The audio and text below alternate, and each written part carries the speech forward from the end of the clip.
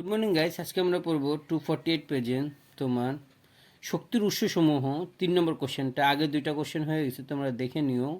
আমাদের সুবিধার জন্য কিভাবে প্রচলিত বায়ু এবং জল শক্তি ব্যবহারের উন্নতি সাধন করা হয়েছে। তো অ্যান্সার হচ্ছে বায়ু শক্তি পরিবেশের বাধ্য এবং নবীনীকরণযোগ্য শক্তির কার্যকারী উৎস। বিদ্যুৎ উৎপাদনের জন্য বায়ু শক্তি ব্যবহারের জন্য বারংবার খরচা করতে হয় না, ঠিক আছে।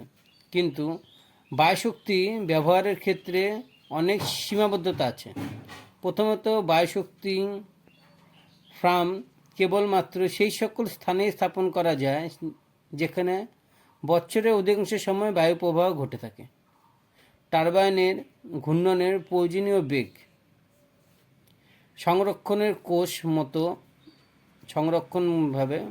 ব্যবস্থা থাকা প্রয়োজন, এবং টারবাইনের যে বেগটা আছে এটা সংরক্ষণ ব্যবস্থা থাকা প্রয়োজন, তাহলে আর কি হয়।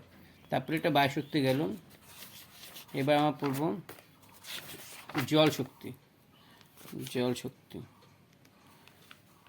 আরেকটি স্বাভাবিক শক্তি উৎস হলো প্রভাবিত জলের গতিশক্তি অথবা উচ্চ অঞ্চলে থাকা জলের স্থিতিশক্তি।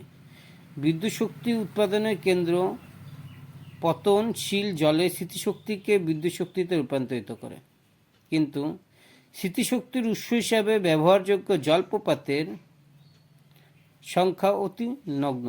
সেই জন্য বাদ দেওয়া অঞ্চলে জল বিদ্যুৎ প্রকল্প গড়ে তোলা হয়েছে, ঠিক আছে। তো আজকের জন্য এতটুকু। লাইক সাবস্ক্রাইব করে দিও।